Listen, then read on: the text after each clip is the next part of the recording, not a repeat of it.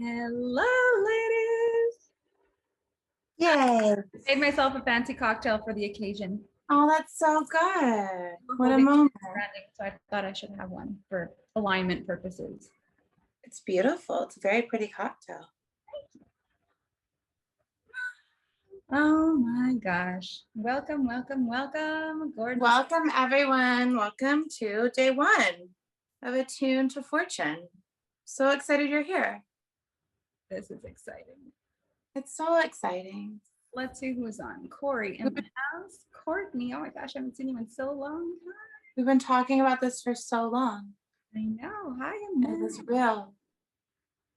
Who else is here? Laura, Jamie, Danica, hello. Emily, Casey, hello. Genevieve, Emily, yay! Familiar faces that I love. Rachel, My Genevieve, our Genevieve. Hi, sweet love. Jen, so fun. Nicole, Lynn, Erin. I don't see everybody on camera, but I'm happy to see you. Charmaine, hello, hello. Awesome. All right. I'm excited to be here. There's already started to be some really awesome questions on the Q&A thread. I don't know if you had seen those yet, or not the Q&A thread, but the Riff thread. People who are like starting to share some of their stuff, and I'm like, this is going to be cool. Fun. Oh, Emily's here. Amazing. So I had, after the live stream, I had a moment to just like relax and tap into today and what's coming through. And the first thing that really struck me as important after everything we talked about today is the balance between feminine and masculine energy, and the fact that we're calling this like aligning with feminine wealth, and how it is very different than the old masculine paradigms of wealth, and that there is no right or wrong way to do it. But I think one of the magical things that comes with the feminine energy in money is that it's disconnected from so many different paradigms that we usually lean on: the goals, the money, the timelines, all the masculine energy constructs that we try to navigate. And even when I'm looking at the questions that are on the thread, I'm seeing a lot of like, I'm in this particular situation. How do I not be in this? Or how do I change this? Or how do I create this? And what I'm excited for us to discuss during these 3 weeks together is, who do I be for these questions to sound completely different when I think about them? Because it's so interesting looking back, reading them, being like, those would not be the questions I ask now, but they have been the questions I would ask. But I wouldn't ask that anymore. And being able to see not just how the answer comes for you, but how the question will change over our time together in the next 3 weeks. I'm very excited about that. 100%. And I'll say this, not because any question's bad. We know every question is potentially just a question. But often we ask the wrong questions, the question of like, how do I do it? And when do I do it? And what if this, all the how-based questions. To just say it is basically, as you heard me say it a million times, like the how is not our responsibility. When we're overly focused on the how, we're not even focused on the right thing. And I've said in my mastermind, annoyingly, the answer to every how question is be an energetic match, not to make it very overly simple again. But the work is always the inner work. We all know this. You wouldn't be interested in that fact if you weren't here.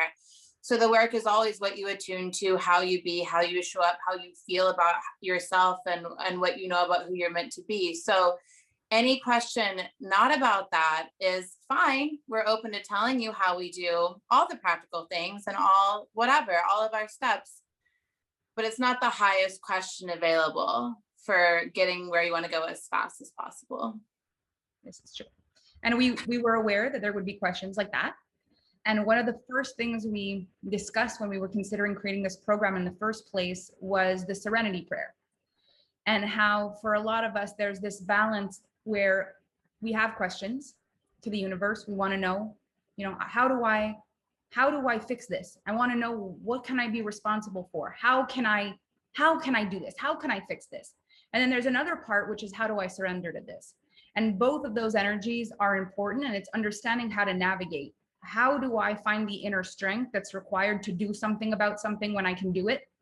How do I find the inner strength required to lean back in faith when I'm not supposed to touch it? And how do I really tap into the wisdom to understand the difference between those situations? Because what we're often seeing is women who are going into hustle mode when it's time to lean back, and leaning back when it's time to take action. And in that crossing of the energetic swords, what's happening is we're getting overworked in areas where the universe had our back, and we're getting basically, we're dropping the ball on things that were, it was our time to shine and it was our time to claim it. And we just kind of let it go. So how do we find that balance? What is it? When is it my turn to rise? When is it my time to lean back in faith? And how do I tell the difference?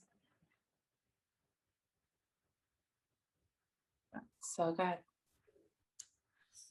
Okay, so how do you want to start this? Do you have a few things that you want to get started with first, or did you want to jump right into what people are asking first? I'm gonna do a myriad of things. Is anything on your soul trying to like bust out of you at the moment?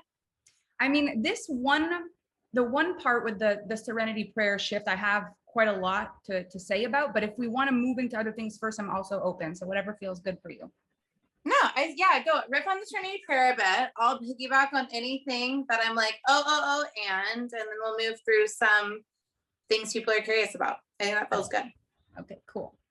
So when I think about what gets a person to starting and deciding they want to be something, like you have this moment in your life where you're like, you know what, I think I want to be something. I want to create something. I want to leave something behind.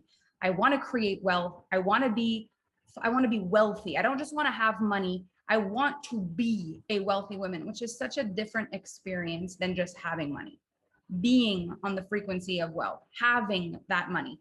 So what happens is we've got to process money the way we process any other body, emotion, thought, feeling. Like it all goes through the same system when it's a identity thing. When it's outside of us, it tends to go through our mind. So we're thinking, what do I need to do? Because it's a thought outside of me. I've got to do something to go get something that's outside of me. But when the money is something that I am, when the wealth is something that I am, when a fortunate, a wealthy woman is something that I am, then the process then is an internal process. Now I'm asking myself very different questions. And one of the main things I'm often asked about alignment, and this is a big piece of what we're going to do here over the next 3 weeks, is how do I tell I'm in alignment with something? And what if it feels like I should be in alignment with it and I don't have it? What do I do then? Because I feel like I should be in alignment with a $300,000 year or a $300,000 month, yet I don't have it. So what do I need to do? Because I think I'm in alignment. I should be in alignment. I should have it. I do all the things right to have it. There's no amount of doing that actually makes you be. There's the being and the doing, and those exist on separate frequencies. So when we're looking at the surrender part, for me, it's getting rid of a lot of the human experience that's tied into money. So the human experience of money is the currency itself. The human experience of money is the time constraint. The human experience of money is within a certain time frame. So like, I want to make 6 figures a month within a year, which is all things the universe doesn't really operate with. It's a conceptual things that human beings have come up with. So the more we try to make rational sense of a concept, the further away we get from the energetic of the situation. So when you're thinking to yourself, I want to grow 6 feet, I want to grow 6 inches in 2 years, 6 inches taller than I am in the next 2 years, you wouldn't be shocked that you can't will that to happen.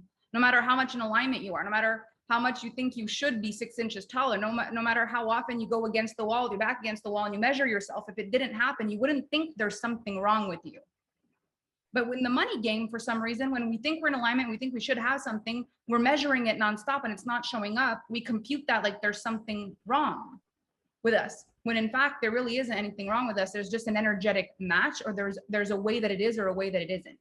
So I think the difficult thing is to be okay with, what do I do when it isn't?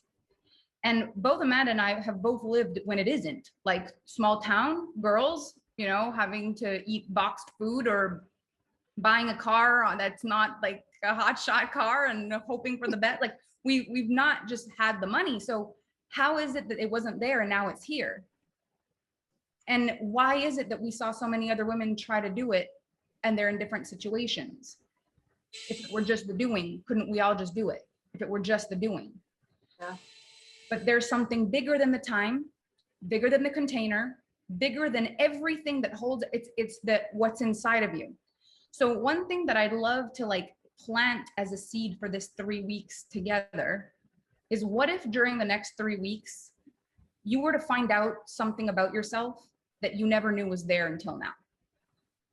Something about who you are, not something that you need to do, just something that you are, that is so deeply more connected to the universe and everything inside of it than you ever could have ever imagined. That you're supported in creating what you want far beyond your ability to understand it. And that's something that you can find here in the next 3 weeks. And what I would love when you are asking the questions is that you place it through this filter of not just how do I do it being who I am, but if I already believed that I was it, if I could actually experience having millions of dollars in my bank account right now, what are the questions I'd be asking from that space? Would they be expansion questions? Would they be how to feel questions, how to anchor it, how to keep it? What are the questions? Because I feel like it's easy to come into a container like this and ask questions you've asked 100 times before because you haven't gotten the answer yet. But what would really be amazing is to ask a question you've never asked before. Yeah, because asking those questions hasn't created a new result or a new reality. It clearly was never that question. And I think to keep in mind, like, I didn't have money until I did. Melanie didn't have money until she did. None of you guys had the amount you have now until you did. And so there's often like clues in what we've done before. Like, what's created shifts in you before? Like, what did you have to know to get where you're at now? What did you have to know to be able to buy a program like this? Like, what processes and steps do you already have in you that have been working for you, and you can apply those again and you can understand them more and you can do them faster. So like, if you had like the same thing I did to have a $1,000 month is not any different than the same thing than what I did for a $700,000 month. I believed it was possible. I acted though it was possible. I thought about it, what it would be like if it were to be mine. I vibrated to the energy of it, and then I had it. So like, it's not actually any more tricky at any other number. It's just us. And for me, and our calibrating to it. And for me, my alignment to me feels like when how I be, the thoughts I think, the feelings I feel, the things I say, how I act are all in line as though I have already had it, you know? So it's not that complicated, but you cannot force yourself into it. And the fastest way to get there, I believe, is to be it and like let the steps and the thoughts and the feelings catch up to the being of it. Does that make sense? Yeah. And I feel like and I remember very early in our coaching, when you explained this to me, I was like, but how do you be it before you are it? You know, how do you be it? And one of the things that really helped me take what you taught me and deepen it is this feeling of, if I am it, like I humor myself. If I am it, if I was it, then what would probably happen? And what shocks me, and I ask this to my clients, and even women when we're having conversations, and I'm not even clients, but we have this discussion, they tell me like, I just don't know, what is it like? And I say, what do you imagine it would be like if you did? And all of a sudden, like, the answer comes through. And it's so crazy because in this multiverse that we live in with all these potential realities, the one where you are wealthy beyond belief exists in multiple different scenarios. The one where you don't have money also exists. You're just more well versed in the one where you're making the money that you have now than the one where you have the money that you desire. But if I were to give you this opportunity to just take a moment, this grounded moment, and imagine and cast yourself in a different scenario, so similar to the one you're in, but like in a dimension next to it, so close to this, barely changing a thing, not cast in the future, not with a different partner, not as close as this as possible, but you're wealthy. What would you want to be doing? What would you want? What would you desire? Try to make it as close as what you have, just more money. Because one of the things we often do is we put our future where we're rich on a pedestal that's so far out of reach from what we can touch that we can't touch it. Because it's like, when I'm rich, I'm going to fly private jets everywhere, and I'm going to have a $5 million house, and I'm going to wear, luxury brands from head to toe. And it's so far from where you are that you can't touch any of it. But what has really helped me is being so much who I am, add money. Yeah. Just add the money, leave the rest the same. So your brain's not trying to comprehend this whole other reality. I haven't changed that much. Like if I've changed in my knowing of life, and then money started to come. But from the time where I really started taking on this work seriously to now, there's been $20 million that have come through my hands, but I have not changed as a person. You wouldn't be like, oh, she's a totally different person. She's not the same anymore. The money changed, but I'm the same. So what if you tried to make it as close as you already are? Just add money. What would that look like if you had it in your bank account and you didn't even want to spend it? You didn't even need to spend it. You just had it. What would that be like? You know why that's revolutionary? Because it's essentially saying that everything you are right now, everything you are, who you are, how you be, how you think, how you feel, everything about you is enough. It's like, you know what I mean? Because everyone believes that when I do this and then I do this and when I have that, then I'll be worthy, right? Like I say something in my book along the lines of the truth behind hard work is we don't allow ourselves to receive it till we believe we've worked hard enough. But if you can just add money now without changing anything about you, then that means you were enough the whole time. I don't know if you went through this, but I went through a big process of like having to go through all these qualities that didn't fit well into education and academia and the therapy world and the ministry world, all the worlds I've been a part of. I had to go through my family. I had to go through and think about all these qualities that were wrong about me and realize that they were all perfect about me, beyond perfect, to do exactly what I was meant to do from here.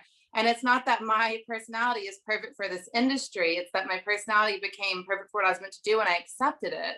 You know what I mean? Because we have a million different personalities doing well in the industry. So it's once I accepted all these things about me, I just built a business around who I already was. And I stopped questioning my innate worth, my innate skills, my innate preferences, just how I like to do things. I let them all be fucking good enough and decided that I was just abundant because I was. Period. This is exciting for so many reasons. And one of my favorite reasons, and one of the things, I don't know if you guys ever did this, but one of my biggest downfalls in my like young adult years is I would fall in love with the wrong guy and trying to fix him up and put all my energy on fixing the guy up, right? And what I realized is that when I found the right man, I didn't need to fix up the guy anymore. So I was fixing up a whole bunch of things I thought weren't right enough about me. And the fact is, we waste so much time trying to fix things that aren't broken that we're just putting off making the money until we think all this stuff needs to be perfect. And the truth is, if we just wanted to pick that up next, that would be the thing that would be extraordinary. But we just start playing this game of like, oh, I just need to make sure this is perfect first. And I just need to work really hard on this first. And I just need to really work on this first. And the fact is, you're good enough. You're good enough right now because someone needs exactly who you are to take one extra step in one direction. Everything you've already, if you are here in this group, you've already done so many things in your life to land yourself here. Like the mindset it took to draw $5,000 on this program, like it takes an awareness of self and of what's possible. Like you see yourself as a capable investment. You put the money down, something's going to come of it if you're here. So you've gone through so much already. You've got so much to give exactly as you are. You could be wasting time trying to fix things that are perfect. Yeah. While you've got all this energy that you could be actually using, becoming very, very wealthy, being exactly who you are. Totally. And so we project onto the people who seem to have what we believe we want or the direction we'd really like to go that seems unattainable. But the reason they have it, I mean, you must get these a lot. I get them all the time. Well, the reason you have that is because you're so this, you know what I mean? And the truth is like, I'm still anxious and I'm still messy and I'm still like overwhelmed. Like I still am like a human being. I just have a lot of money, you know what I mean? Like, and it's not that I don't get to like decrease in anxiety and overwhelm and have like a more flowy life. Like, of course I'm creating that more and more all the time, but the perfection has not occurred in any area. I guarantee you. You know, I remember that from early coaching too, because I remember saying to Amanda early days when we were coaching together, I was like, the thing with you is that you're cool. I'm not cool. I'm like, you're such a liar. You are cool. I was like, I'm just like not a cool person. I'm more like she was like a what? And I was like, I don't know, just more like you're just cool. And she was like, you are so full of it. Like, where does this even come from? But it was like, my truth was that Amanda was so successful because Amanda was cool. And I was not, because I am not cool. Like, where do we get those things that feel so true? But all my life, I was not the cool kid. But I can see myself as professional. I see myself as driven and loving and kind. I'm not cool. I'm not cool. And it was like, that was my story. That's what I would have needed to be in order to be rich. Is I needed to be cool, which is the one thing I didn't have. So we do that to ourselves. Totally. So if your mind is telling you that we have it because we are whatever, we're confident or we're spiritual or we're good on camera, like whatever your mind is telling you is the reason we're able to do this is just not true, because someone with a totally different whatever that you see, that you perceive we have, has done it too. Like the secret, I promise you, is not trying to change myself any longer and just becoming a match for money. Like Melanie said, take your right now, just add money, just add water. We have a new recipe, just add money. Add money. Because the crazy thing is, and this is like a thought process I took myself through. I was like, okay, let's say it's really true that you've got to be worthy to have money. Let's say that that's really true. I have a lot of people that I have an opinion about that shouldn't be rich. A lot. If that's really the way it works, some people are exceptions to this rule, right? Yeah. So what does it really take to be wealthy? And who said that money and worthiness are actually related?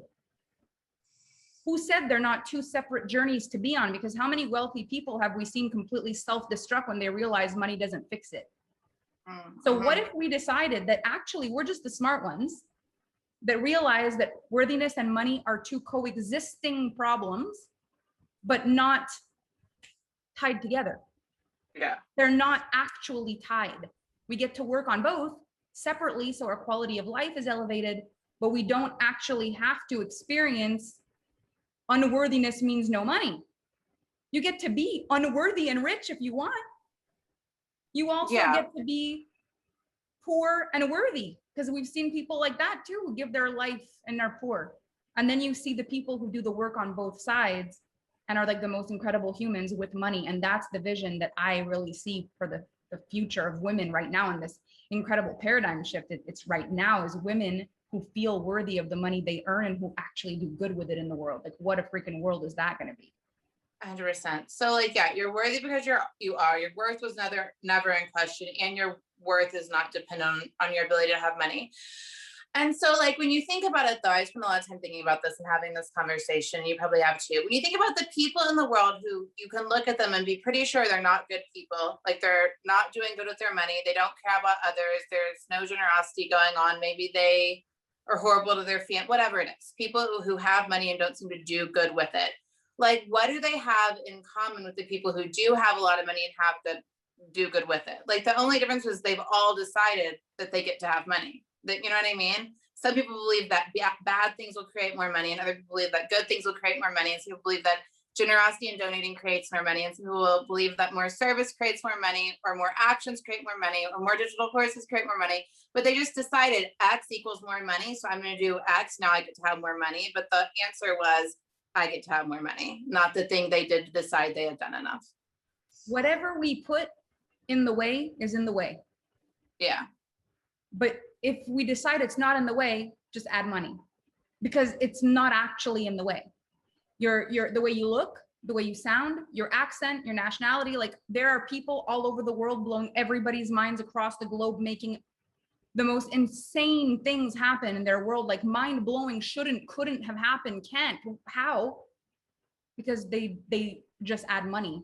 There's this feeling of like, okay, there's all this truth that I can work on for my pain, my sadness, my harm, the harm that's been done to me, my struggles. Like, there's all of this that exists that I can do work on in my life. And there's money. And those do not have to be tangled. I get to work on both things. And why it's so important to work on both things is so that you actually enjoy your life when the money comes, because or else this is where people try to numb with addiction. And I think it's why I really, really enjoy bringing the Serenity Prayer into this program, because I feel that chasing money can be a very addictive pattern. Chasing power can be a very addictive pattern. And it starts to be not for quality of life, not for pleasure, but to fill a void that we're not full without. And when we experience not feeling like enough because the money isn't there, that's just an illusion.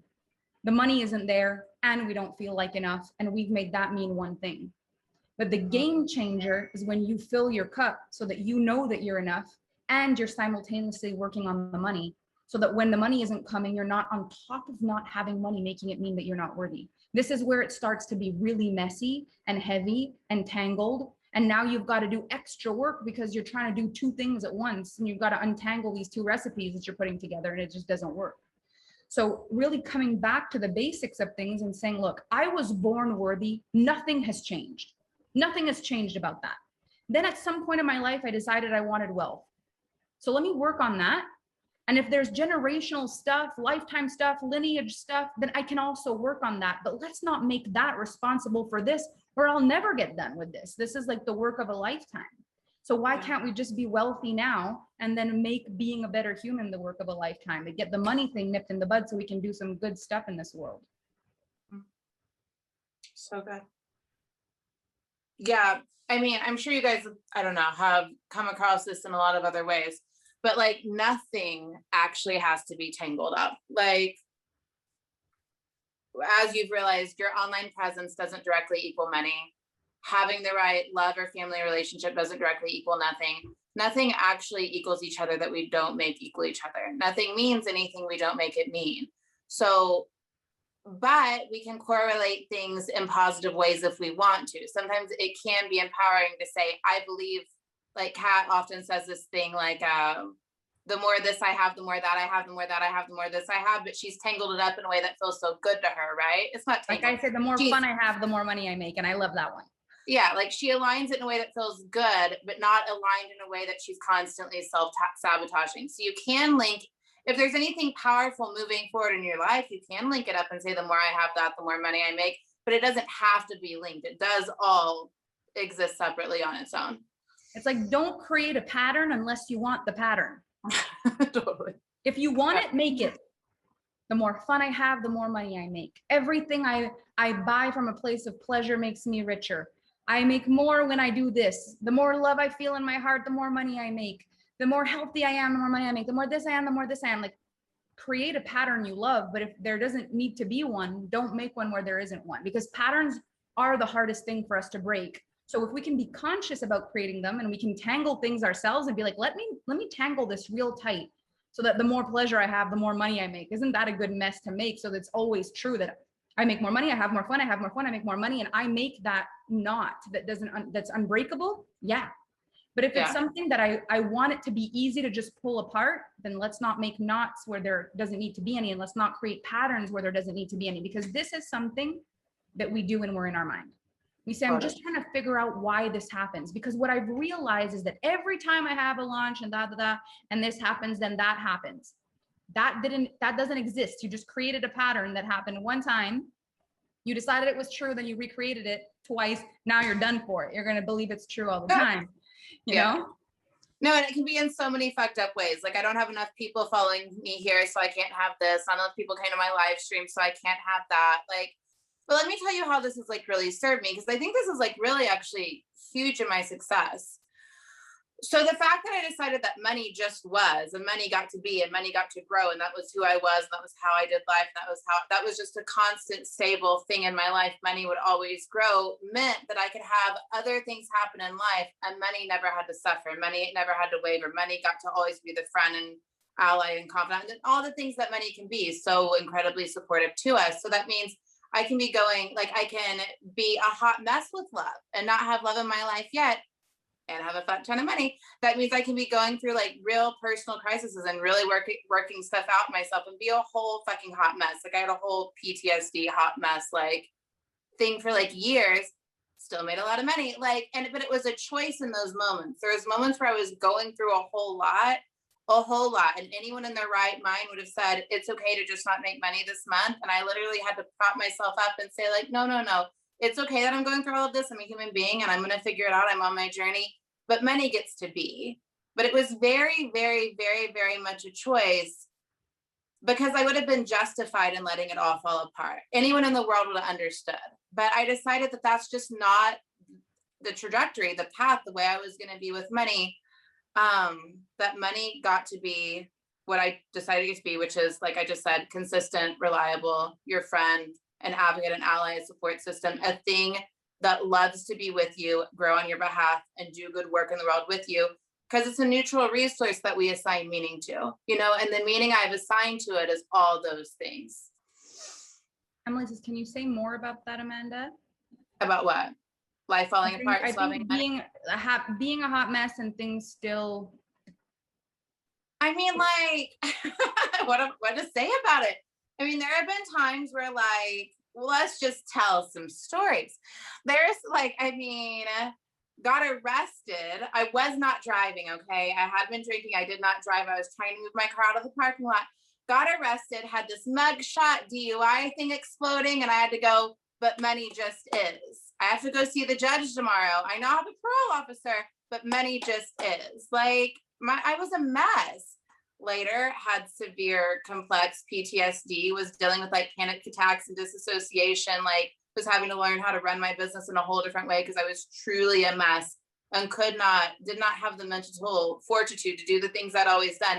And I had to go, but money just is. And when I say it was a conscious decision, it was a decision first. And then I just had to get everything in me behind it, all the things we're talking about now. I could tell more and more stories, but like the through line, the bottom line is that money didn't have to waver because I decided it didn't have to waver. But there was a real availability. Like there was a version of 5 years from now, me saying, well, I used to make a lot of money, but then all of this happened and I didn't keep it up. But I wasn't available for that version. Instead, I chose the version of like, yeah, life can be real sometimes. And I've had to like work through some stuff. And I clearly opted into some nonsense that didn't have to be. But that didn't mean that money had to be affected because it just didn't. But there was like a clear path to go another way. And I didn't go that way. But I have a very clear memory of driving in my car back to Malibu from doing Pilates somewhere. And like the month was about to fall apart with how much money we made. And me just kind of being like, no, we're just not going to go that way. And I just didn't. That's so huge. And it's what I love. And this is one of the places I think it's such a beneficial thing that we're both in here because our journeys are different in that sense. Because for me, the money did not start to come until I got my life back together. But I can see now how I made it so. And right. When I think of like the pain that was caused, my family had made a lot of money and then lost the money. And in the losing of the money, there was a lot of pain. You know, my dad and I were like the closest little buddies, and then he had to go. And I remember the loss of that, of him not being there anymore. And I remember my mom feeling so lighthearted, and then all of a sudden just being such a different person. The house we were in changed and everything changed. And there was this feeling of like losing money is the worst thing that can ever happen to a person. Going bankrupt, succeeding and then failing is the worst thing that can happen to a person. And I had kept my life pretty mediocre to make sure I never failed that hard in the first place. And when it started looking like I was going to be successful, I physically felt myself hold the money back until I could hold it. It was like, not yet. If you have it now, you won't be able to hold it. If you have this now and you slip up, you're going to lose it.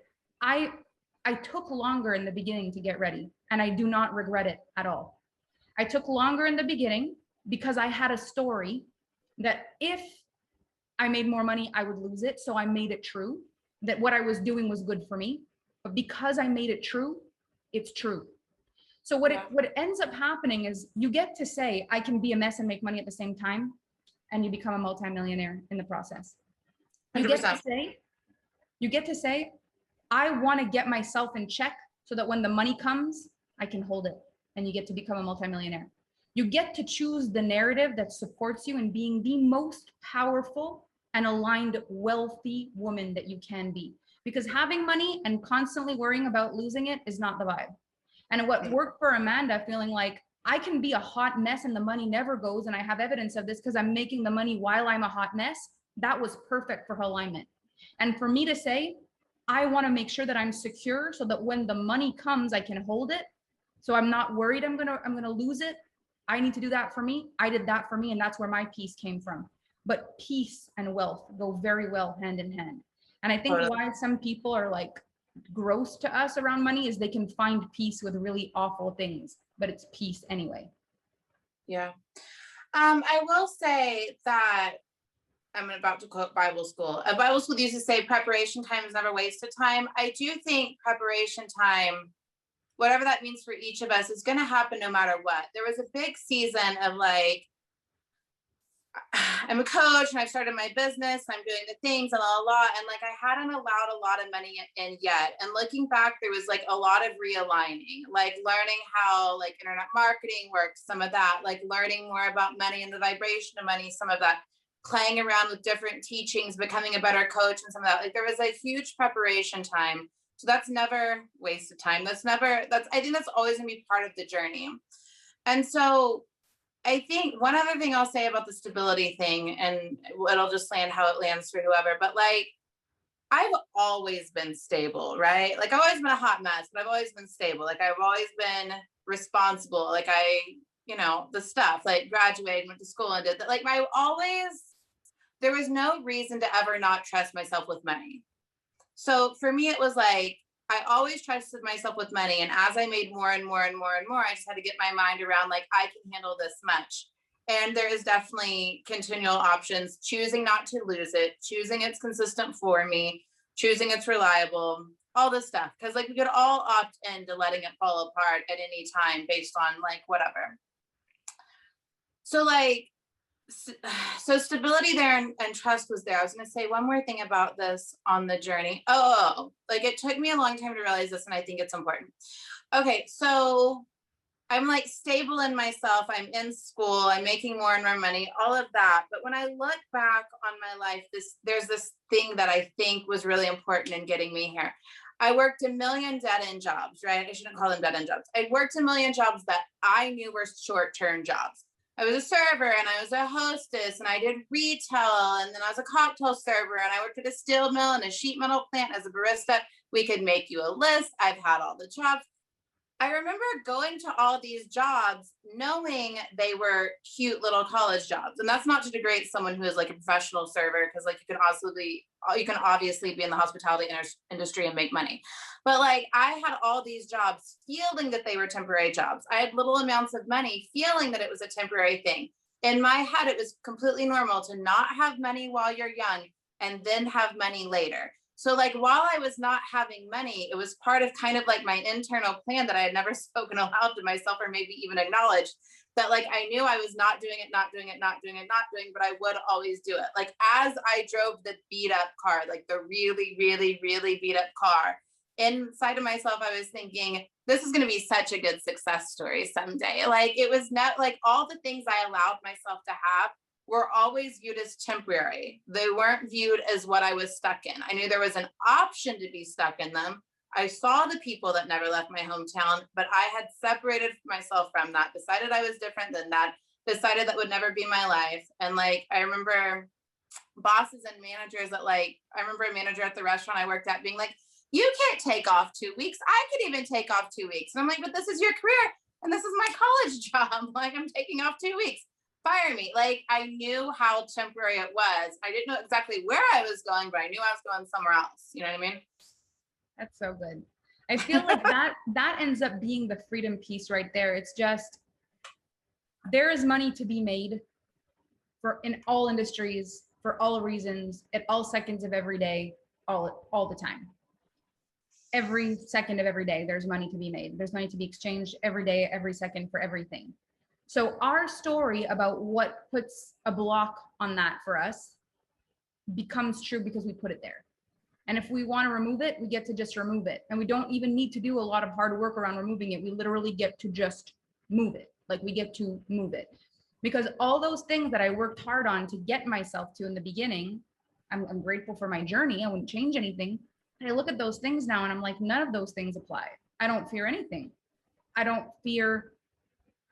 All those things I thought I needed to be prepared for, I now have personal power instead of circumstantial power. I'm now saying, even if everything around me broke down, I'm still Melanie Ann Layer. You can't break that. So I'd figure out how to make that a thing. I'd figure out how to make it, how to turn it into something that rises people up and rises me up, and I'd somehow create this incredible story on the back end of it, because the circumstances don't make the story, the people do.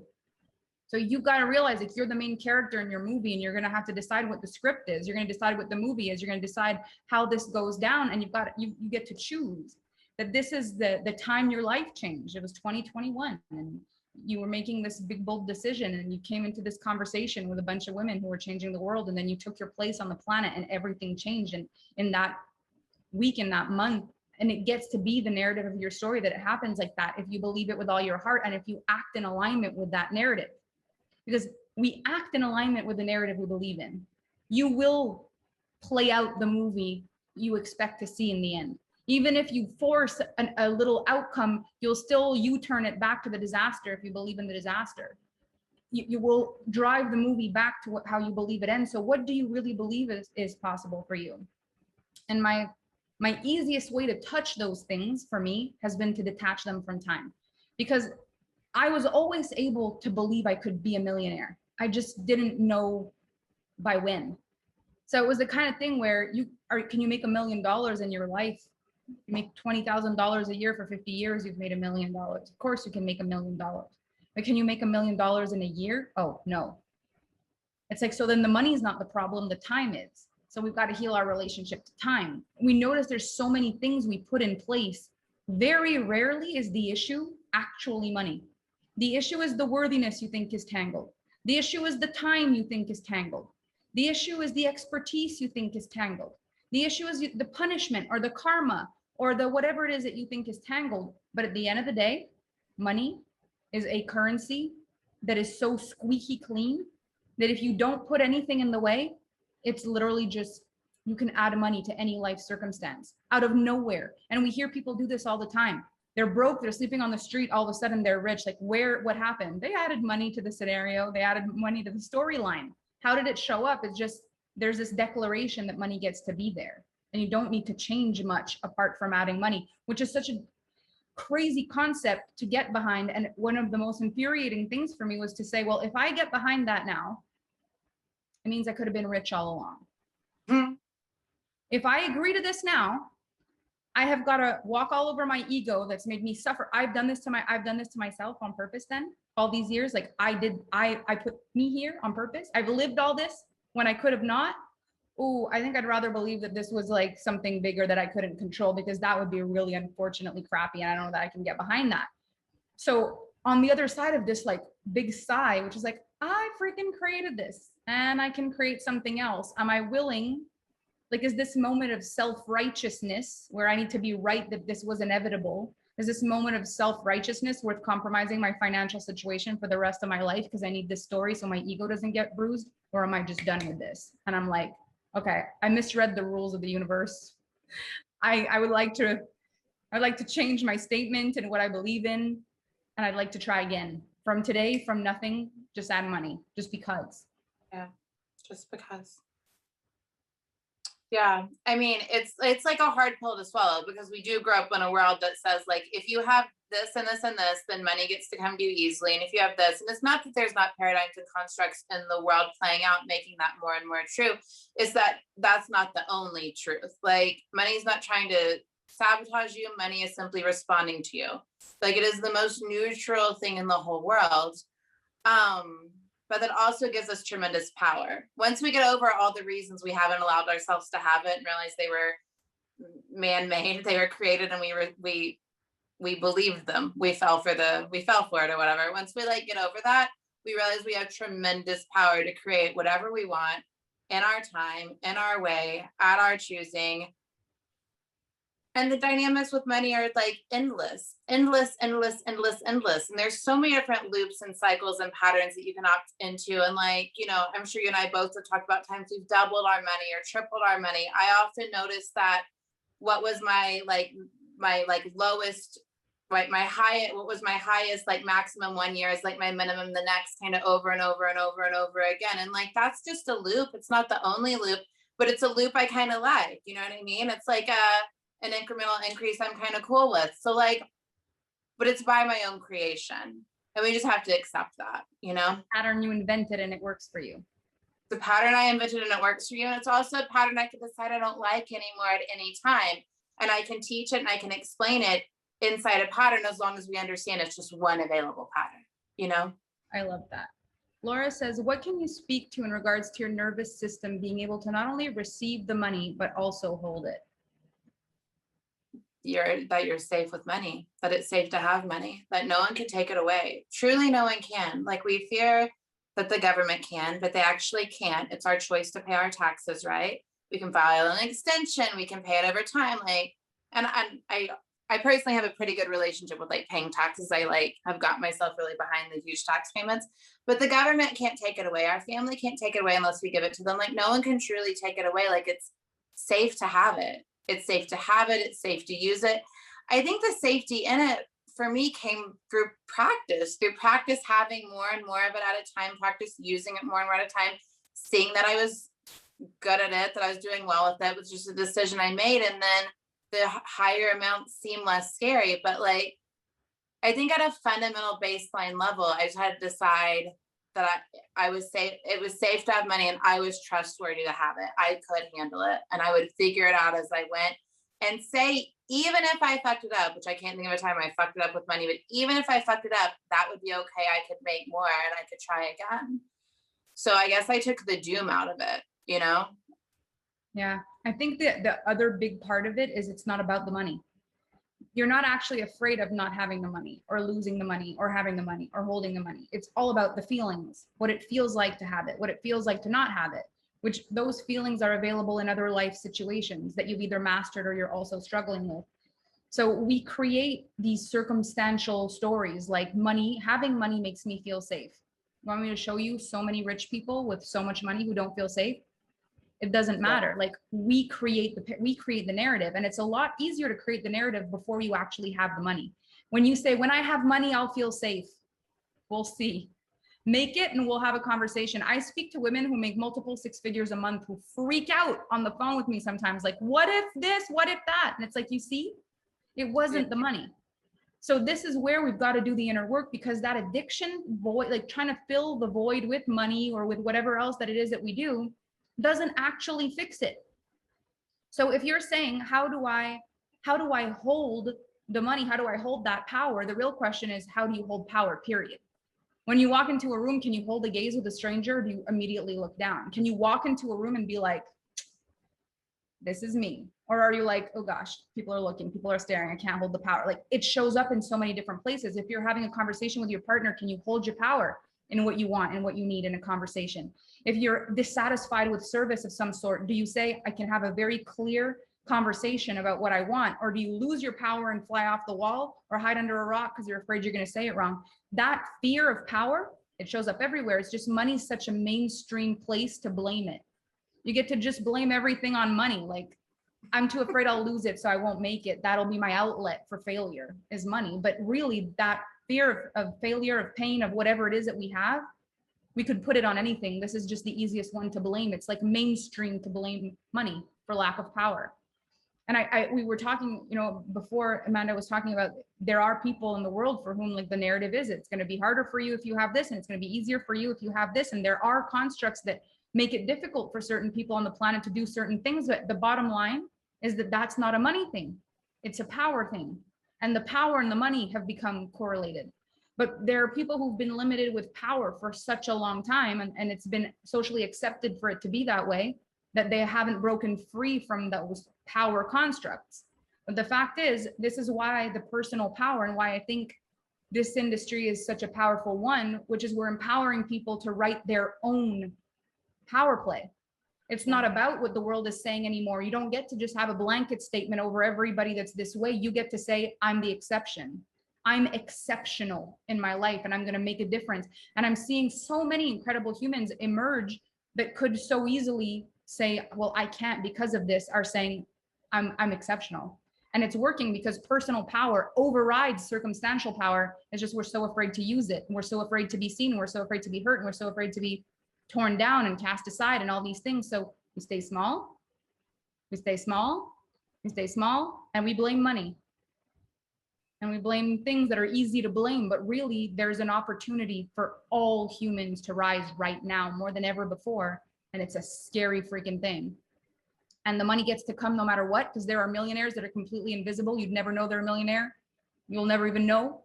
And then there's the super flashy kind. Like, there is no right or wrong way to do it. You get to have the money either way. But when you attach the money or the lack of money to a belief, you either empower yourself through that belief or you actually make it harder for yourself to receive the money. And we are attaching a lot of difficult things to untangle around money. It makes it heavier and harder for us. Totally. So if you're practicing holding money and having money, for me, and these are just beliefs, once again, you can pick different ones, but for me it feels like money loves me. Like, I took all the scariness out of it. Like, money loves me, but that's not any different than like life loves me or love loves me or like all of humanity loves me. But I just felt it as money loves me. It wants to support me. Like I said earlier, it wants to be my friend, my advocate, my ally. It wants to only do good for me and with me. It has no desire to come and then leave. It likes being with me because I like being with it. So I guess I personified it in a bit, but only to the degree that I could view it as a purely good thing. I think that might be, yeah, that might be one of my secrets. I don't like, there are, of course, opportunities to view money as bad because people view it as bad, but I view money as purely positive, purely good. And so there's like not a lot to fear around it. And anything that I fear negative could happen around money, I just credit those stories and lies. I don't hold those beliefs very long. So if it's a fear that if I get money, this will happen, or if I get money, it'll mean this about me, like whatever it is, I've had a practice for over a decade of discrediting each of those things before they can become the thing in the way, or to remove them if they have already become the thing in the way. It's huge. Yeah, I really feel like it's the storyline that you write. Like, it's your patterns that you decide that you like for the moment. It's your things you're trying to protect yourself from. It's the voids you're trying to fix and you're trying to fill. It's the feelings you're trying to avoid, and you will create a whole life that supports that. You know, if I'm terrified of feeling lack, there's a bunch of things I know how to do in order to avoid feeling that. And are they good for me? Not necessarily, but if I choose that that's more important for me than being abundant and wealthy and going for my dreams, then I'm going to choose that thing because it's more important to avoid lack than to have greatness. So it's just noticing where we cop out from the thing that we really want, just to not experience the thing that we are afraid of. Because this lack part is probably the biggest thing for all of us around money. Because if you just believe that no matter what you did, you'd eventually make it, and you didn't have to think about the energetic flip side of like, what if it doesn't work? You would just do whatever it takes. It's the what if it doesn't work part that's the looming impending doom. Like, what if I do this all and it doesn't work? But if it was just like, as long as you do it, eventually it pays off, you just do it.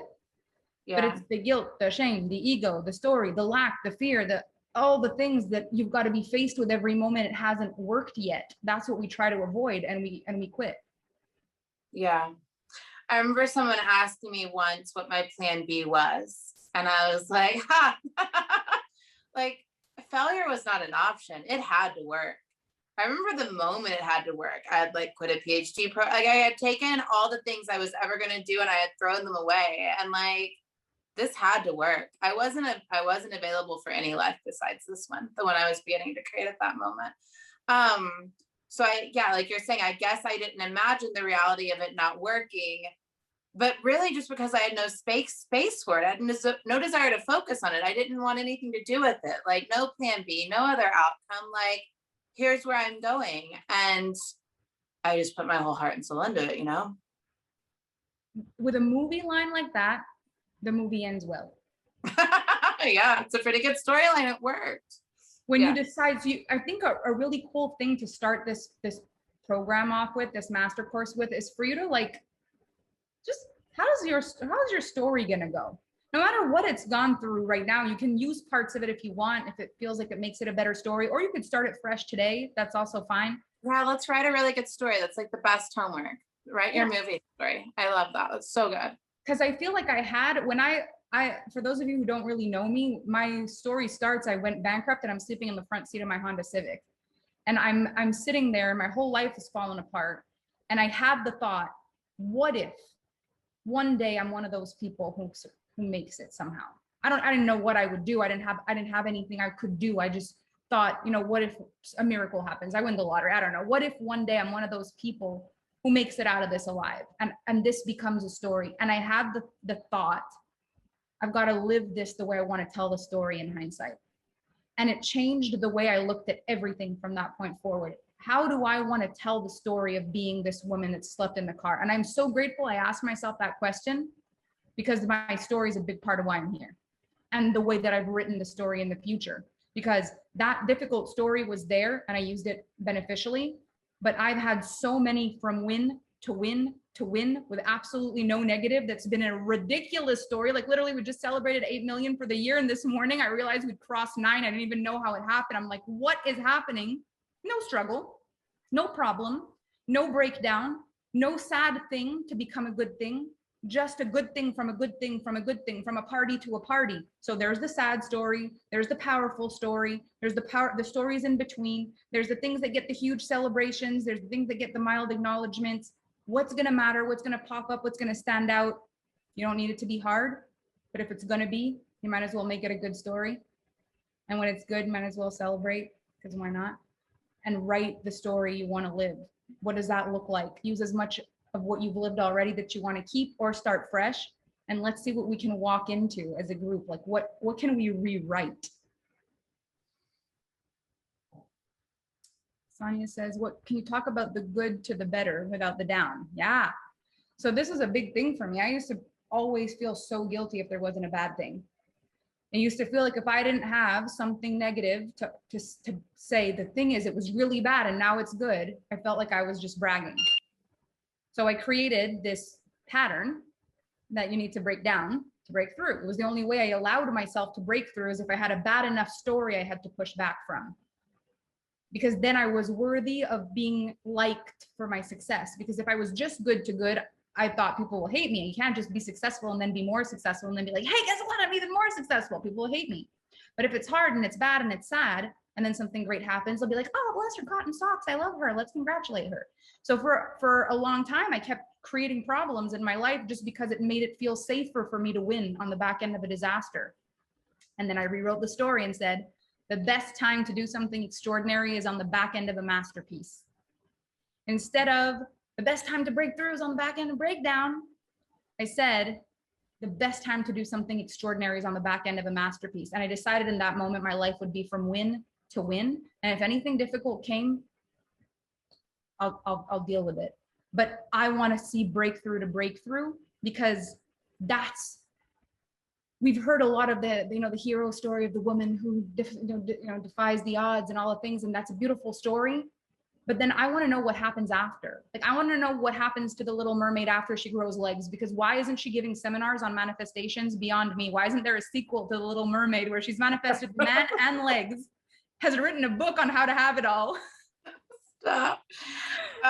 Yeah, so my version of that, similar, was I often created a situation, like a victim situation, where like something went wrong and then I rose from the ashes. And I did this training a few years ago, and like the line that came through that people quoted was, a victim's story is not required to have a success story. Like, I didn't have to go through something, come out of it to then be great, like you're saying. So my phrase was up and up only. Like, there's no need for up and down, up and up only. And yeah, but we will. You were doing it to be liked. I was doing it to have really good copy about the bad thing that had happened to me, so I could get like a really engaging post off the drama and then sell something really good. Either way, it wasn't required. Yeah, for me, it was just the fear that people would think I'm too much. Like, she can't just have that and that and that. There's got to be a problem. So when I let myself be free from that, I was like, you know what? It gets to be. It was great, and then it became greater. And then I think that's the permission we need to let ourselves have. But there is some healing we need to do around, watching other people that we look up to do things that we want to have, and not have an ugly thought about that. Because I think sometimes it's just the way we relate back to people, is if they've struggled, we're able to let it fly. Like, oh, she had a hard time, now she's successful, I can get behind that. But if she's all too perfect and I get triggered and I get mad and we're afraid we're going to receive that. So it's a lot of personal development work. And it's kind of what I was saying in the pre-master class this morning. Like, I wish people had the wherewithal to say, this is my dream, this is my desire, this is what I want. I'm not there yet. I can feel myself get emotionally triggered. So this is not where I need to be quite yet, but I want to go there. I wish it was that, instead of tearing each other down on the internet and saying mean things. And because it's like there's so much space for everybody to rise. If we just all went where we're aligned to go, things would shift so fast, that we're fighting for things that don't make sense. So I feel like the shift in all this is, if you're gonna break down, you might as well break through.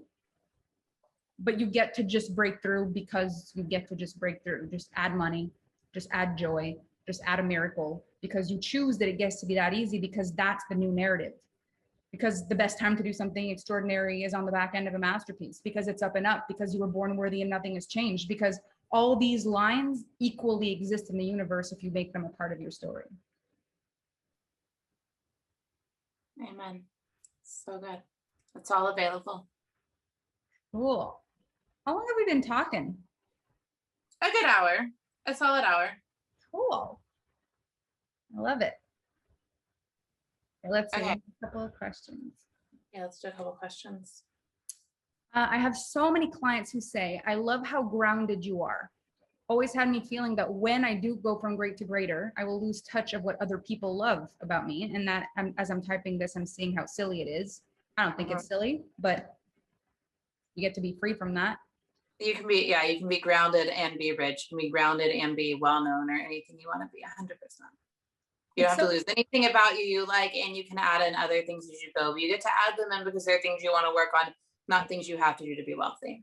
Yeah, and something that I actually quite enjoy in building the wealth is people who say things to me like, you make wealthy people look good to me. Like, you've changed my opinion of wealthy people. You know, you're not like other wealthy people. You've got a different energy. There's something different about you. You know, you'd never know you were rich. You can tell based on how you're dressed, but you don't have that vibe. People have a preconceived notion of how they're going to feel around wealthy people. We get to rewrite the storyline. So being a good person doesn't go away because you have money. But when you felt not good enough your whole life and all of a sudden you've got loads of money, it gives an overinflated confidence because of the circumstantial power. It isn't real. And it's why we see so many people that when they go bankrupt, everything breaks down. Their marriages, everything breaks, because it was an inflated ego, an inflated sense of self. It wasn't real. But money doesn't fundamentally change you. So if you're doing the work hand in hand with the worthiness, it will not happen. You're an extraordinary person before the money. You're just going to be amplified with the money. You're just going to be better, more amazing, grounded, incredible human. My life blows my mind. I'm constantly bouncing off the walls like a jelly bean. Amanda's like, of course. And I'm like, not of course. I don't understand what's happening. Like, it's not normal for me. I'm nuts. I'm so blown away. I'm 33 and I have ginormous balloon letters and cupcakes that match my color theme because I can't believe what's happening. You get to be just as quirky, just as silly, just as grounded, just as calm, just as cool, just as whatever you were before the money when the money comes. Yes. And if money amplifies something in you that you don't like about you, you will just work on it and continue to make money. Like, I can be a little demanding. There's been times where I've been not super pleasant and demanding in situations where I was paying people where I thought they should do certain things in certain ways. And I just went like, I don't want to be that kind of snotty, wealthy person. What the fuck am I doing? You know what I mean? I'm going to go out of my way to be ultra kind, even though I can be demanding. I don't know, but it was just a shift. But it's all available, and it's all a choice. But no, money won't change you into something that's completely foreign, and you won't know who you are, and you won't know how to get yourself back. It's completely impossible. And the other part of this is, like, we want to be relatable, but relatable to who? Because you're always relatable to somebody. I'm just relatable to the women with the dreams. I'm relatable to the women with the goals. I'm relatable to the women who want all the things that I have without changing. I'm still relatable to people. And the people who are maybe, you know, haven't quite calibrated as fast, that feel like there's a gap, that's okay. But I wasn't relatable to the people I am now when I was relatable to them. So you're never unrelatable. Just who are you relatable to? I think that's a cool question to ask yourself. Who do I desire to be relatable to? Because there's always somebody. Mary says, can you speak to guilt around inheriting money versus making money in business, and how to use unearned money to make more. I can feel the shift here, but this unworthiness story is the, ooh, that's good. My opinion is that all money is good. All money is good. I would not judge some type of money as not as good because it was given to you instead of made. It's still good. And just like you said, you are now in the position to do anything you want with it. You can use it as a springboard for whatever it is you desire to create. And I would view it as a blessing and a completely good, purely positive thing given to you to support you and to enrich you and to help you go in the direction you desire. I love that. For me, I feel like there's always a vibrational string that connects the giving and the receiving, always. So whenever it's difficult for me to receive something, I always ask myself who I would be in the giving of something like that. So if I had created the kind of wealth in my life that I could pass down to my family, which is ultimately a dream of mine, what is the vibrational string I attach to the giving of that money through generations in my family, and how would I want it to be received once it lands for them? Would I want it to feel like a poison gift? Would I want it to make them feel unworthy? Would I want them to feel like, why am I creating this generational wealth? Is it to cause a gap, a lack? Or am I creating it to cause something beautiful? So anytime I have a difficult time receiving something, I imagine who I would be on the other side of the energetic thread if I were giving it. And it gives me a better picture of what the money could represent if I wanted it to. Because again, it's just all what we make it mean. 100%. Right? Let's see. What do we need? What do we need to tell ourselves in order to take time out of the equation?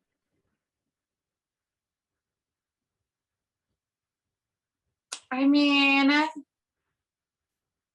I say inside myself that time is like, the way I say it is time is an illusion, but it's not an illusion. It exists on the earthly plane. It's just not the ultimate indicator or decider of anything. It's just not the ultimate force. Like my belief, my energy, I am more powerful than time. God is more powerful than time. Energy is more powerful than time. It just trumps time.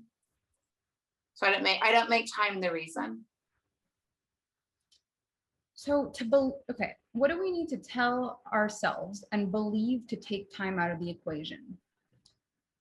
We made time. Like human beings created the knowledge of there's 60 minutes in an hour, in a month, there's X many days in a month, X many days in a year, based on our comprehension of the solar system and what would make sense to have days. We created this. And I guarantee we created it for the good. We did not create it so we would feel like we were lacking time. It was probably meant to feel like we were able to do more with the crops and the growing things. Like it was all done for the greater good. Now we are utilizing this currency that was created probably to help, and we're using it as a detriment, as though it is somehow blocking things or responsible for things not occurring for us in the universe. I really don't believe that any man-made thing can be responsible for the universe not working. It's not possible for something that we created to mess with God's plan as the human. Like we can't have created a concept that messes with the laws of the universe. It's not possible. But we can sabotage our receiving based on our story about time. So the way I like to experience it is that time is one currency. It's something that I work with every day of my life.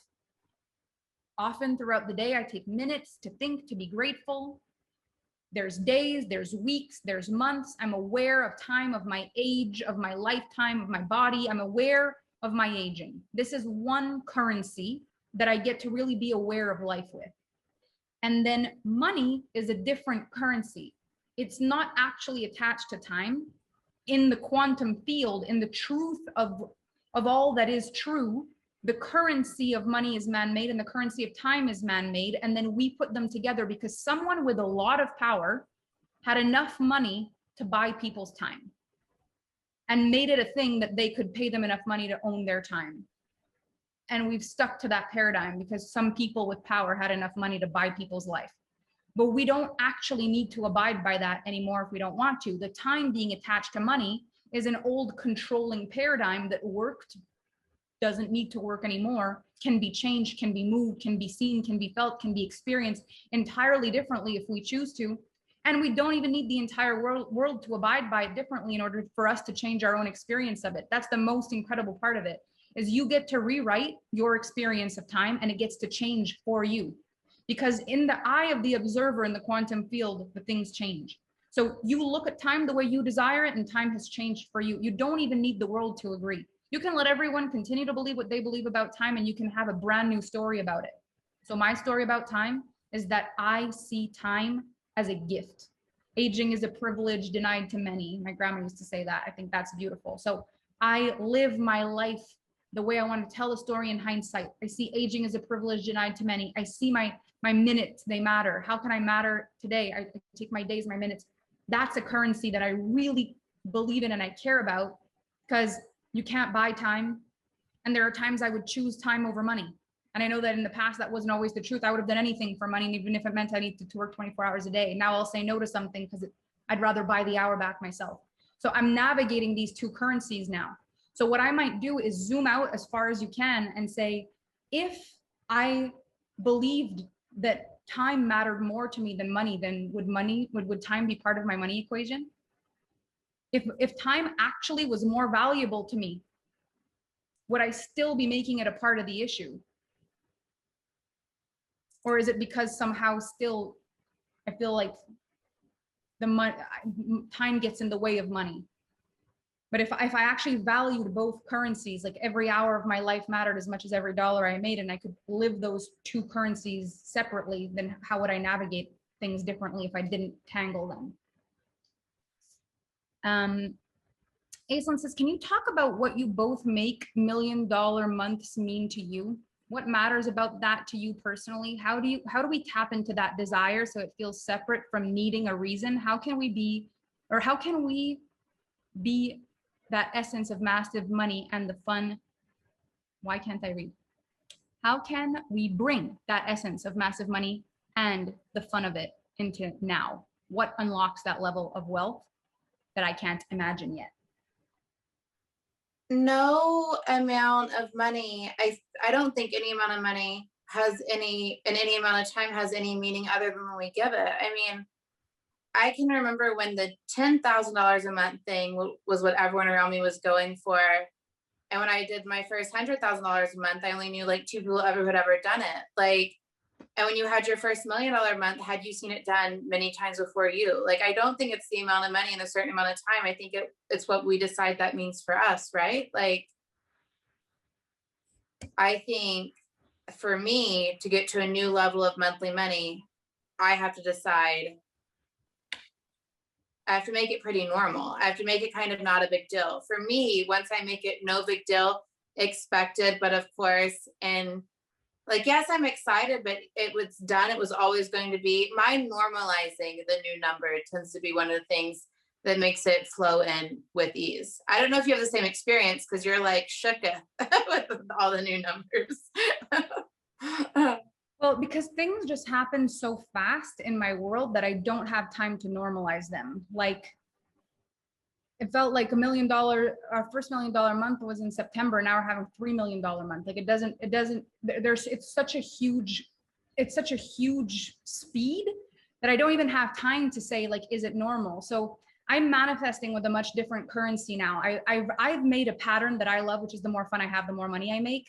And I really believe that the more joy and pleasure that I'm able to hold, because that is a big frequency of a lot of enjoyment, and not tap into the guilt, not tap into the shame of like, should I say it? What if people don't like me? I'm like, no, don't do that. Like, be the freaking shift if you've got to be. People will rise and there'll be so much of us. But you got to just make this normal. You got to talk about it. You got to talk about it. But before something can even be normal, I've hit something else that I'm like, oh, like, how do I say it? How do I talk about it? How do I feel into it? So for me, it's about the energy of celebration. What's the next thing that gives me butterflies? What's the next thing that my life is about making this now? My life is about paving the way for humans who are in the mood to make multi-millions of dollars a month, $1 million week, $3 million in a month, and have the most amazing time of their life with their partner, and have the most and time with their family, and all of it, and like, I want that, I desire that, and it makes me feel so good. So for me, it's a frequency of like excitement and fun. For someone else, it might be peace and calm or pleasure, or like you've got to tap into that frequency that you want to be the overarching, overriding frequency of your life. And you tap into what's the next financial goal that activates that, but not attached to time. So my goal was a multi-million dollar month last month. I was like, if I could do $2 million in a month, I will faint. Like I will be so excited because we've done 1.2, 1.3, 1.5, 1.7, 1.8. Can you imagine a $2 million month? And we were like, Roop. And literally I had a client make a payment on the last day of the month for $222,000 and I had it hit my bank account. We would have made 3 million. So $2.8 million actually hit my account. We were aiming for 2 eventually. So none of it makes sense. It doesn't make sense, but it doesn't need to. And I'm not doing it for personal validation. I'm doing it for something so big. Like I want to normalize big money in the hands of women. I want to see in my lifetime women high five each other for being wealthy and bold and brave and fabulous. Like I want us to heal this thing around money. And it feels like the further I go, the more ridiculous it is, the more healing happens. Like in my world, the more money is being made in my world, the more people are just popping like popcorn. Like, this is ridiculous. She can make this. Okay, hang on a minute. Let's take this all off the pedestal. Like, this is just silly now. Okay, I can make 6 figures in a month. I can make multiple 6 figures in a month. Okay. I want to play with this. I want to party. I want these balloons. This is silly. Like, I want to be able to play. And I feel like that's the frequency I hold. So you find what frequency you help people calibrate to. And when I look at Amanda, all leaned back and her cool vibes, I know we don't hold the same frequency for people to calibrate to. I have this like zing, zing, zing, zing, zing, zing. And Amanda has this like hashtag of course. And we both get to have this portal that holds all the truth, all the wisdom, all the energy, all the yes. And then you get to decide what your frequency is. And you go hold that for whoever wants to calibrate. And we just need all of us to do it our way. Yeah, because yes, like, so when I'm tuning into money and a new amount at a new level, I am doing it. My current practice is to do it from a very relaxed, chill, calm, lean back place of like being in the vibration of it and just feeling the energy of receiving like very calmly. Because for years I created it from a place of like, it happened. I did it. She's in. And it was excited and it was celebratory, but it was frantic. Your celebratory is clearly not frantic. But to me, it was a big output of energy. It took a lot of energy to be that excited and that celebratory all the time. There's clearly cleaner celebratory available, but that's just where I was. So when I started practice receiving from relaxed, from calm, from ease, from leaning back, from nothing, like I found that was the state I would be in when more money would come in. Like that the calm and the relaxed got more powerful than the frantic used to be. I think whatever emotions I am in when I align with the thing, when I feel the feelings of the thing, when I like attune to the thing, those are the feelings I tend to be in when the thing finally shows, when the thing comes into reality. So, I mean, it's all available. It's all available. Maybe you like parties a lot and I can't believe how to say this. I like laying in bed and working a lot. Like, I don't know, like maybe we like different things in different ways and that's when we want the money to come. Well, I feel like the party is for my team. That's how it feels for me. I want to be able, because my team is such a huge part of my success and they grow with me. Like even the way that I've built my business, every time the Alpha Fan brand makes an extra million, my team gets exponentially more money. I want my team to feel like they are a part of something huge. And I said, like, I want working for Alpha Femme to be better than working for freaking Google. I want it to be the best job. I want it to feel like there's no other thing that you would want to do. Like, I want it to feel that way. So when I have the party, it's not so much about I need the party. When I have the party, I'm celebrating my freaking team. And it feels like I cannot believe we've done this. And I think a big part of me and how I do my business is I love to include people in my celebration. Like I wouldn't just throw myself a party just by myself. That doesn't feel like fun to me. And I'm taking pictures of them and it's all about them for me, but I have a feeling inside of wanting to share the excitement. That's my frequency. I'm not just excited by myself. I want to share the excitement. Because if I'm on my own, I could just stare at my phone in disbelief.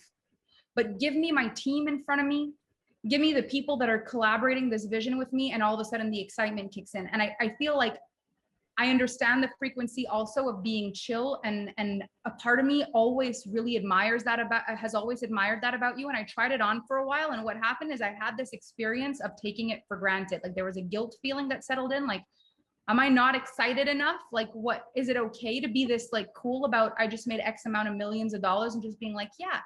And I think like that's another part of the identity. Like, and I'm not saying that this is who you are, same as you're not saying that I'm who I am, but you know, my experience of trying this on is like, I feel like a rich bitch if I do that. You know, like, of course I made another extra million.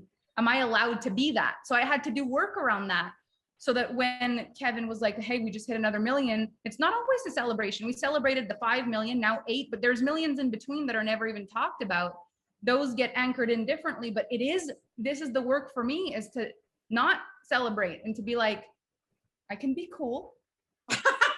Yeah, you're not ungrateful if you know it was, of course, and it was. You can be grateful and be like, yes, this is just what I do. Both could occur, but yeah, you can also celebrate. You can have all the things.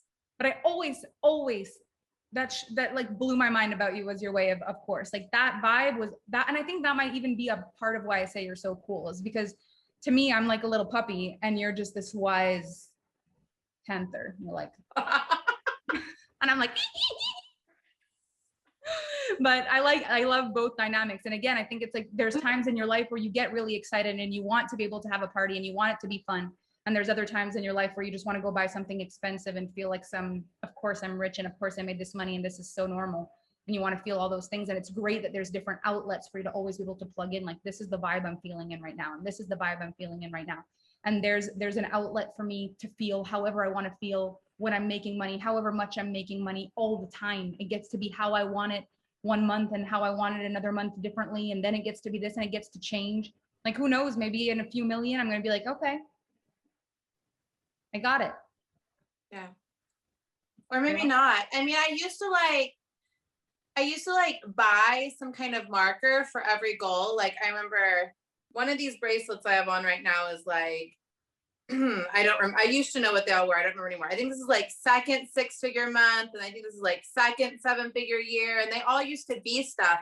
And eventually I just was like, well, I'm never going to not make less than what I'm making now. And I don't need, like, I buy stuff all the time. I buy whatever I want, but it's not like I need to go have a specific moment of celebratory buying after everything, because there's like 12 months in a year. And like, I don't know, they just keep coming. Just like you're saying, you don't celebrate every million. Like, it just kind of got to be like, I can buy a marker if I choose to. Like, I just bought a Birkin bag, and like a $40,000 bag is like kind of a moment. So like, that's fun. But I just like, I don't know, I guess it's kind of to the point now, or in the energy now of like, life is really good. It will always be this good. It will only get better and better and better. And I can choose to have whatever I want along the way. And that's good too. But it really, really like normalized. But it sounds like what you're saying is you're trying to normalize it for all of humanity as you go while celebrating your team. And that's completely valid. And it gets to change. That's the best part. Totally. Like, it gets to be what it is, and it gets to change. And I love that you always give that permission, because I think it is so important to say, like, I get to be a party animal and say, you know, because now we're already creating the $10 million celebration, because I've already got ideas and I'm so excited to celebrate my team and all the things and the bonuses, and I'm over the moon. I'm still excited to do that. And if there's one day that comes where it feels like a more mature thing and we're like, let's just go and fly somewhere. Because also last year when we were hitting milestones, I invited them to Hawaii. I took them to the most gorgeous hotels. Now we can't really do that. So, you know, it was the parties and the balloons. So trying to like mix it up. But I really feel like when you start to see what we're saying here, you can't mess it up. You do it from a place of alignment. It serves you, it serves the world. You get to do something, create a pattern that works. Like, I'm going to buy a bag or I'm going to buy a bracelet at every milestone. And then you get to decide that that doesn't land anymore. Yeah. You get to do it when it serves you, and then you get to stop. There's no story. There's no guilt. There's no shame. You get to try on a different energy. You get to try it. You get to change it. But what matters is that you do it for a reason. Your intentionality and your awareness of what you're building. Because if you notice, every part of these stories that we're telling is like, I did this for this, and I did this for this, and I tried this on to feel that, and then I did this for this. It was all How does this help me believe? How does this help me anchor? How does this help me trust? How does this help me grow? And we're constantly reaching for like, how do I feel this? How do I be present with this? But how we do it, that doesn't matter. And it gets to change constantly if we want it to. So good. I agree. You get to pivot, you get to evolve. Pivot. Yeah. Did you do the friends pivot? Yeah. No, pivoting is real. Okay. I feel like we're having questions about team. So let's make sure next call we definitely talk about like building a team, what we learned about team. I think right now I'm thinking about all the ways we're different about team and like how my team really, really works for me. So I think that's like a really good topic. And yeah, let's take a note on that. Everyone needs to write their movie story. I'm gonna write my movie story from right now. I know where I'm going from here. I know this movie, but I think it's gonna be fun to note some of it that I can look back on. The rest of the movie is really good. Of course it is. See, I can do it for you. Of course it is, Amanda. Okay, yeah. Oh, yours is too. Okay. So good, guys. I loved our first call. If any friends need to know about this, if like you feel like there's people who are right for it, please tell them. Feel free to share any moments from any quotes or any moments or anything you capture on your phone. You can share on social and tag us. I would love to reshare it. And yeah, according to the schedule, we're live again. What day? Thursday? You're next. Yep. I'm teaching at 2 p.m. on Thursday, and me and Melanie are together. Wait. Hold on. Why can't I read my calendar? Do you know? Oh, we're together now. That's what we're already together right now. We're together now. And I'm just me on Thursday, and you're just you one time. You're one day. Okay. So I'll see you guys on Thursday. Awesome. Thank you so much, ladies, for the amazing questions and everything. And we'll see you in the group. Okay, it was fun. Love you guys. Have a really beautiful day. We'll see you in the group.